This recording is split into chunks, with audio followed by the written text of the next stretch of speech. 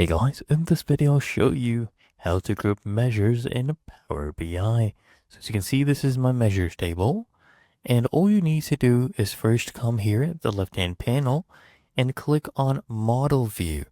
So here I have my measure table, and first click on any of these measures, okay? And under properties, I want you to go ahead and scroll down until you see display folder, okay? And we can name this anything we want. Let's say folder 1, okay? So I'll name it as folder 1, and it would create the first folder. And then you go and click on the other measure.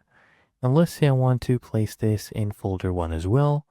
So I'll just name this folder 1, and it would also go under folder 1. And let's say these two, I want to put them in folder 2, right? I come click here and name the display folder as folder 2, and we'll do the same thing for total profit. And that is how, guys, you can go ahead and group these measures in Power BI, as you can see right here. Okay, I have two different folders and each are grouped accordingly. Really that easy and simple.